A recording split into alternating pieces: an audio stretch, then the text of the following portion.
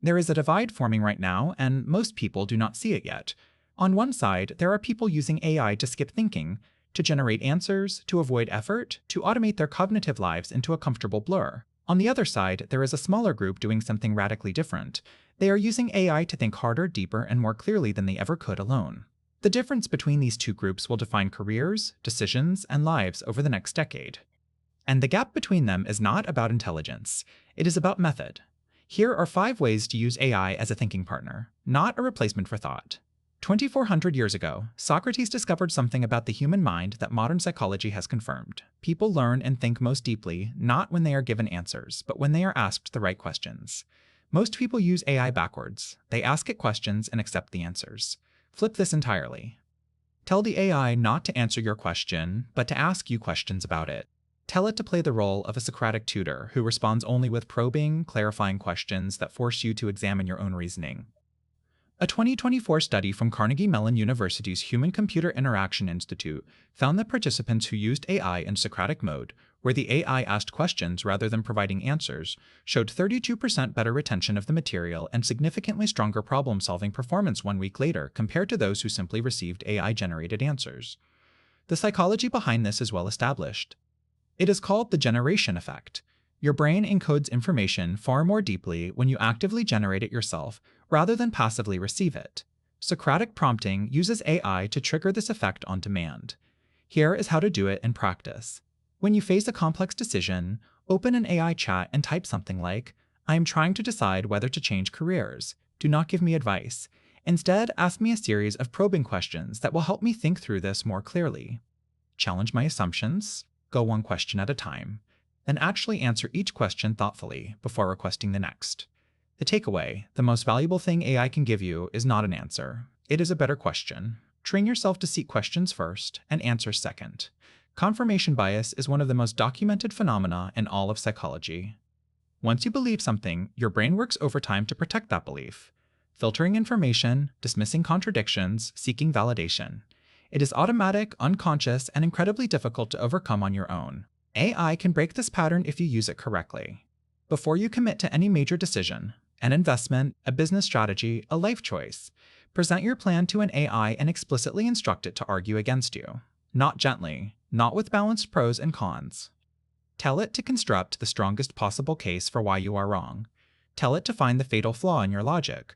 A 2023 study published in Organizational Behavior and Human Decision Processes found that decision makers who were exposed to structured adversarial arguments before finalizing their choices made 38% fewer errors in judgment compared to control groups who only consulted supportive information. The key is specificity. Do not just ask the AI if your idea has weaknesses.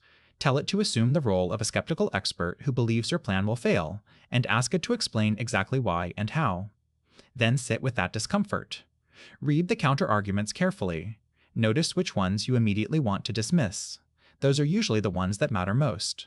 The takeaway, you cannot be objective about your own ideas. Your brain will not allow it. But you can outsource the opposition to an AI that has no ego to protect, and then force yourself to engage honestly with what it finds. In 1989, psychologist Gary Klein developed a technique called the pre-mortem. The concept is elegant. Before launching a project or making a decision, imagine that it has already failed spectacularly. Then work backwards to identify what went wrong. Klein's research showed that pre-mortem analysis increased the ability to identify potential problems by 30% compared to traditional planning methods. The reason is psychological. When you ask people what could go wrong, they self-censor, afraid of seeming negative. But when you tell them, "It already failed, tell me why," you give them permission to think critically. AI supercharges this technique. Present your plan to an AI and give it this exact framing. Assume this project launched and failed badly after 6 months. Write a detailed post-mortem explaining what went wrong, what I overlooked, and what warning signs I should have seen from the beginning.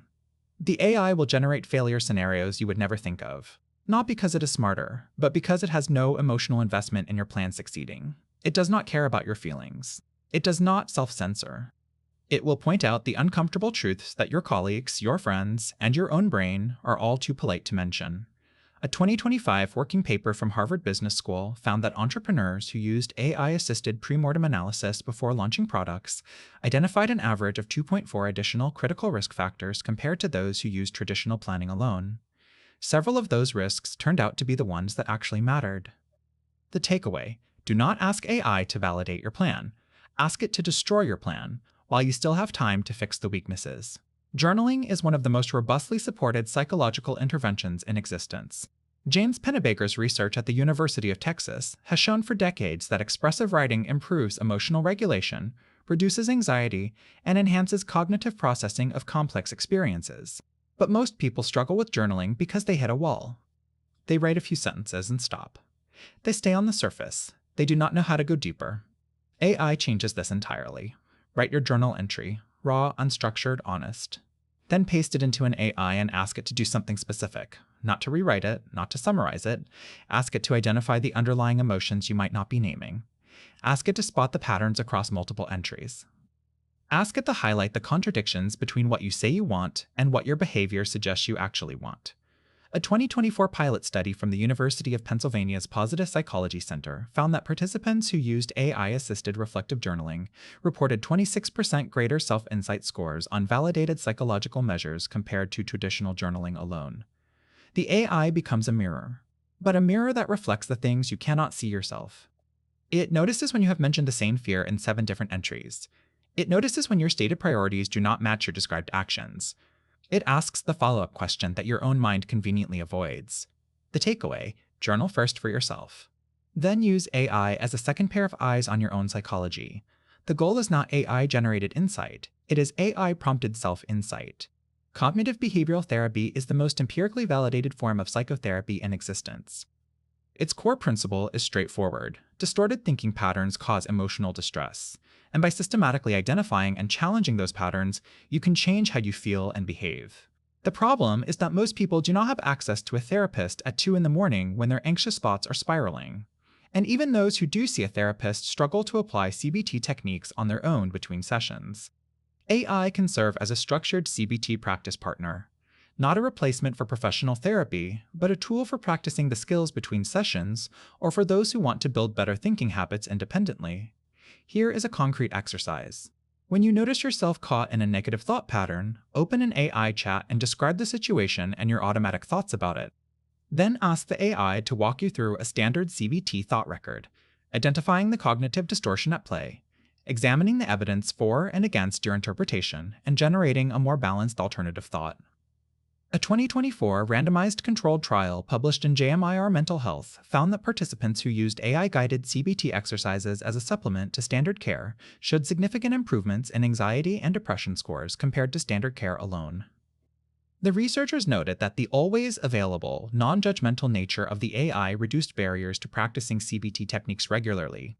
Common cognitive distortions the AI can help you identify include catastrophizing, where you assume the worst possible outcome, all-or-nothing thinking, where everything is either perfect or a disaster, mind reading, where you assume you know what others are thinking about you, and emotional reasoning, where you treat your feelings as evidence of reality. The takeaway: AI cannot replace a therapist, but it can help you practice the most evidence-based thinking techniques in psychology, consistently, privately, and without judgment. The goal is not to process trauma through a chatbot. It is to build the daily habit of examining your own thought patterns with precision. The question was never whether AI would change how we think. It was always whether it would make us think better or worse. And the answer, it turns out, depends entirely on how you choose to use it. The 5 methods in this video share a common thread. In every case, the AI is not doing the thinking. You are.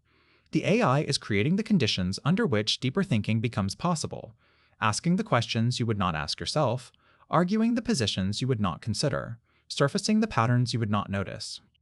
This is the difference between using AI as a crutch and using it as a catalyst. A crutch makes you weaker over time. A catalyst makes a reaction possible that could not happen without it, but the energy still comes from you. The people who will thrive in the AI era are not the ones who can generate the most output with the least effort. They are the ones who use these tools to see more clearly, question more rigorously, and understand themselves more deeply. Your mind is still the most powerful instrument you have. AI just gave you a way to sharpen it. Use it wisely.